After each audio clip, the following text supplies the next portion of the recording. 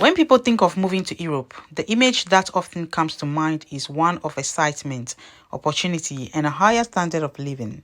But what if life abroad is not all it's cracked up to be? What if it's lonely, isolating, and, as one Nigerian man recently shared, downright boring? His story offers a sobering glimpse into the emotional challenges that many immigrants face but rarely talk about. This Nigerian man's frustration is clear. For 3 days straight, he stayed indoors, not because he wanted to, but because stepping outside felt pointless. When he finally did, there was no one to talk to. No familiar faces, no sense of community.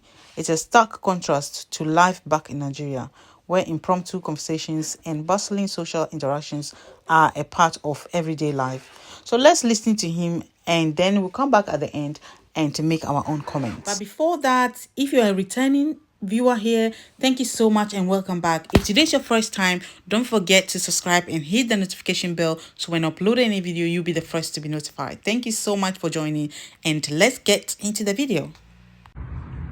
Guys, let me tell you something. For 3 days now, at a stretch, I've not gone outside. I just decided to come outside now. Since 3 days I've been inside my home. And when I measured my blood pressure, it was over 200. Did you know why it was very high? Because I was sitting at a place. Yes, my blood pressure was very high because I was sitting at a place. No physical activity. Well, I just came out now. Still, the whole place is boring. When I tell you guys that Europe, the West, is boring, some people think I was joking. See, Europe is boring.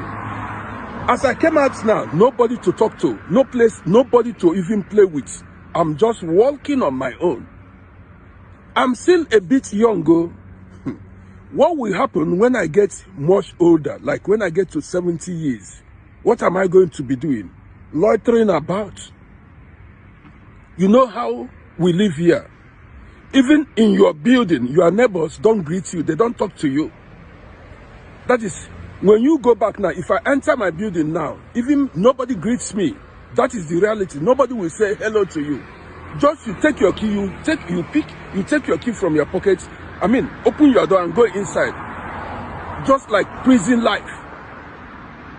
You understand me? Even some may say they are staying here because of their children. Right. But your children may not be there for you.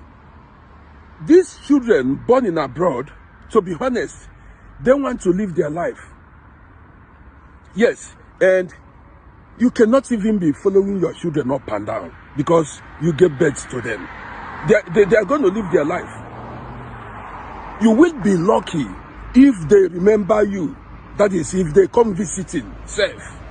Some don't even remember their parents. They don't remember what you sacrificed for them. That's the reality. Well, it is better now that you still have opportunity to arrange Africa. Arrange somewhere. That is, when you get bored in Europe, you have a place to go in Africa. Some said when they retire, they want to live in Africa. It's not a bad idea. Do you understand me? At least you'll be going to Africa and coming to West, coming to Europe, going to Africa. If you feel better in Africa, you stay there. But if you say you're going to stay in Europe here, man, you're going to get bored. I'm not telling you like. Okay, guys, what do you think about this? What are your thoughts on the comments he made? Do you agree? Do you disagree? And why? Personally, I agree that Europe can be isolating and boring, but there are ways to make it less boring. It's about who you surround yourself with. I remember back in Italy, for example, Africans often create community by connecting through language and culture. They normally form groups based on similar spoken language or just bringing different African communities together. And they make it a point to meet up weekly or fortnightly or even monthly. During this time, they play games, play music, cook different varieties of food and talk, just interact together, connect with each other, and it's pretty much fun. Sometimes people even go to the beach, they do picnic over there, or just go out there and hang out with their friends and families, and that's the kind of thing you can also do in the UK. I understand that this isn't always easy as Europe is a fast pace and people are often wrapped up in their work, leaving little time for socializing. But making time for these connections is vital. Beyond attending community meetups, it's important to stay active, whether that means going to the gym, exploring new places, or even picking up a new hobby. It's about finding small ways to break the monotony and reconnect with life.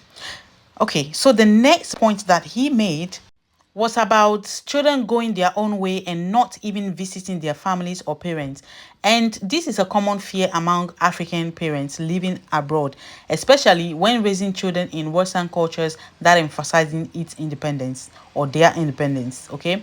However, I totally disagreed with this point because the key to preventing this kind of emotional distance lies in how parents nurture their relationship with their children from the start. If you raise your children with love and consistent emotional presence, they will feel more inclined to stay connected as they grow older.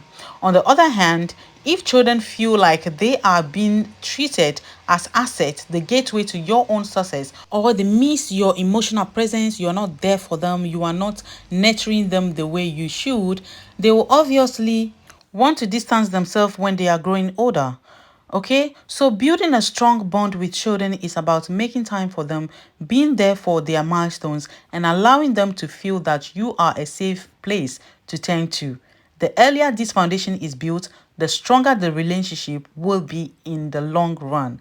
Okay, and that is that is the mistake a lot of Africans make. So you guys need to learn to know how to, build a strong bond with your children, communicate with them, let them know that you are there for them, let them understand, how you feel about them. Don't just brush them off when they try to talk to you or treat them anyhow. Okay, guys. So, lastly, he talked about doing something back home so that one day when you decide to retire back home, you have something to fall back at.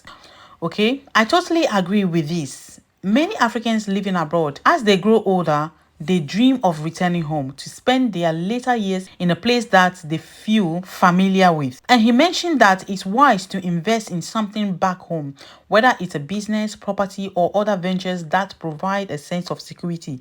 However, I would warn you, if you want to do this, because trust no one blindly with any project you are doing back home. There are too many people who have fallen victim to misplaced trust and trusting family members or friends with their investment only to discover that their money was misused or their plans fell apart. If you are building something in Africa, make sure that you are involved every step all the way. And make sure that you are going back home often to monitor that project yourself. Never trust anybody, whether your family, your friends, your parents, because they don't care how you are getting that money or how you are earning it. They will do anything to misuse it and you will go back home empty-handed. If you want to know why, click on the link up here and watch the video attached. Okay guys, thank you so much for watching this video. And what do you think? If you don't agree with any of the comments that I've made, please comment down below the comment section and let me know constructively.